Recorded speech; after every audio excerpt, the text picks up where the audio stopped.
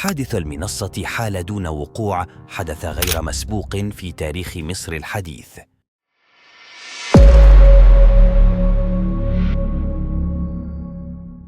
كشفت وثائق بريطانية أن وفاة الرئيس المصري أنور السادات في حادث المنصة حال دون تنفيذ حدث فريد في تاريخ مصر الحديث، فقد كان السادات ينوي التنازل بإرادته عن الرئاسة، وكان السادات قد تحدث مراراً في الشهور السابقة على الحادث عن رغبته في التقاعد، غير أن حديثه لم يؤخذ سياسياً وشعبياً على محمل الجد.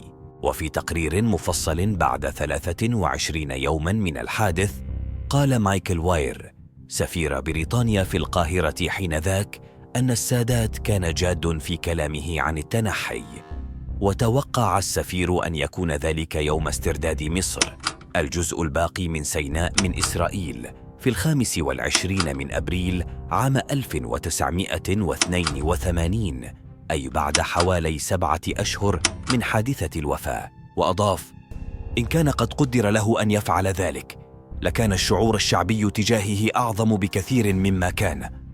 وأشار أيضاً إلى أن حملات الاعتقال التي تمت في سبتمبر عام 1981 وسجن فيها أكثر من 1500 شخص من مختلف الأطياف السياسية قد منعت من تنفيذ محاولات اغتيال أخرى.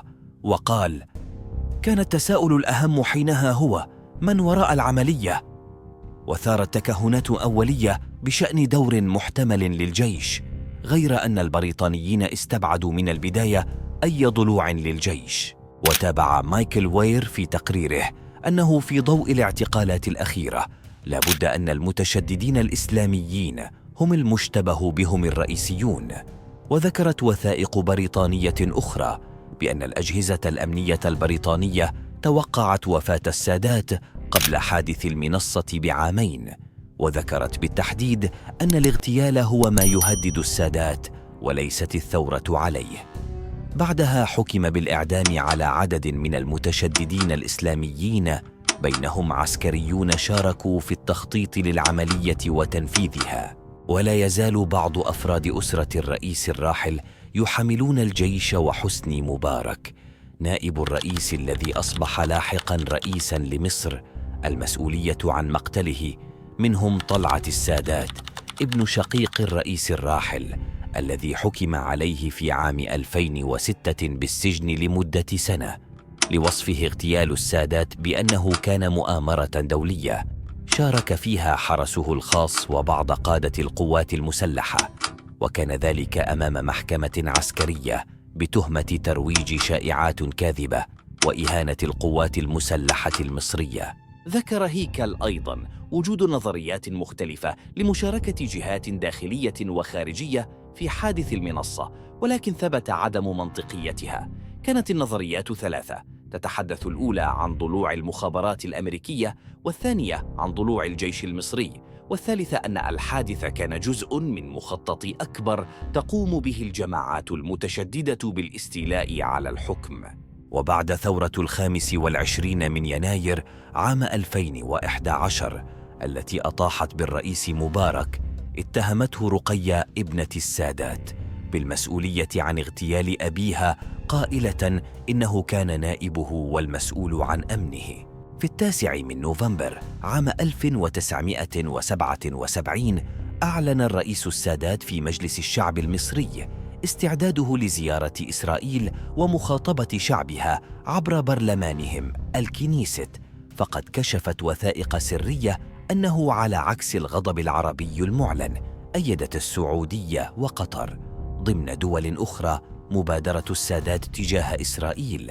وتؤكد الوثائق أن السادات فاجأ بالفعل إدارة الرئيس الأمريكي جيمي كارتر، على عكس ما كان يقال بأن الإدارة الأمريكية هي من ضغطت على السادات للقيام بهذه الزيارة. حاولت السعودية في موقفها المعلن إبعاد نفسها عن تحرك السادات الذي جاء بعد 4 سنوات من حرب أكتوبر 73 بين العرب وإسرائيل. وقال الأمير تركي الفيصل رئيس جهاز الاستخبارات السعودي وسفير المملكة السابق لدى الولايات المتحدة في مقابلة تلفزيونية عام 2020 إن السعودية صدمت وغضبت بشدة من مبادرة السادات، وأضاف أن القيادة السعودية شعرت أن السادات استغل زيارة كان قد قام بها للمملكة قبيل إعلان مبادرته لإعطاء الانطباع بأن هناك اتفاقاً مع المملكة بشأنها. غير أن ويليام كوانت عضو مجلس الأمن القومي الأمريكي كشف للبريطانيين عن أن الأمير فهد ابن عبد العزيز ولي العهد السعودي في ذلك الوقت أظهر للأمريكيين بالفعل أنه يؤيد السادات سراً.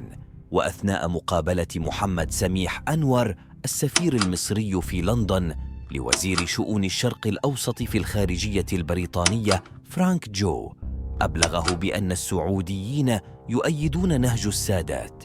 وجاء في سجل اللقاء أن الوزير حرص على معرفة موقف السعودية من مبادرة السادات.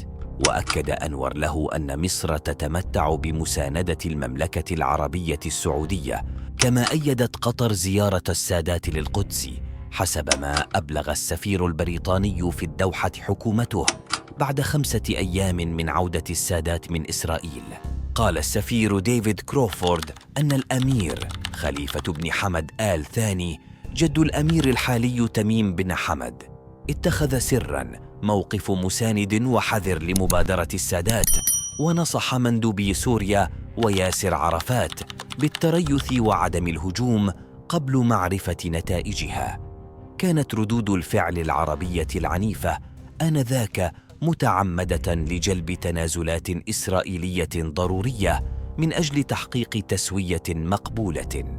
يروي السادات في مذكراته البحث عن الذات: قصة حياتي أن مبادرة الذهاب إلى إسرائيل تبلورت في ذهنه بعد لقائه بالزعيم الروماني نيكولا تشاوسيسكو الذي أبلغه بأن بيجين يريد السلام. وتقول الوثائق أن السادات تحدث بشأن المبادرة مع وزير خارجيته إسماعيل فهمي الذي رفض لاحقاً مرافقة الرئيس في زيارة القدس، ثم استقال احتجاجاً على ذلك. كان السادات معارضاً بشدة للنفوذ السوفيتي في مصر بسبب عدم قناعته بجدوى الاشتراكية ودعم السوفيت لمعارضيه في الداخل مثل علي صبري، وترحيب موسكو بمحاولة الانقلاب الشيوعية في السودان سنة 1971، والتي ساعد السادات في إحباطها. كما كان السادات يرى أن الاتحاد السوفيتي يستخدم إمدادات السلاح كورقة ضغط سياسية على مصر، وأثار غضبه استخدام السوفيت للمنشآت المصرية لإرسال الأسلحة إلى الهند، وبالتالي المساعدة في هزيمة باكستان، وهي بلد مسلم. من الواضح أن الرئيس أنور السادات كان لديه العديد من الأسباب لعدم الوثوق بالاتحاد السوفيتي، حتى أنه منع المسؤولين المصريين من الدخول إلى القواعد السوفيتية. وبحلول نهاية يوليو 1972 تم طرد الخبراء والمستشارين السوفيت من مصر بأوامر من السادات نفسه. برأيك صديقي المتابع، من كان وراء حادث المنصة ووفاة الرئيس الراحل أنور السادات؟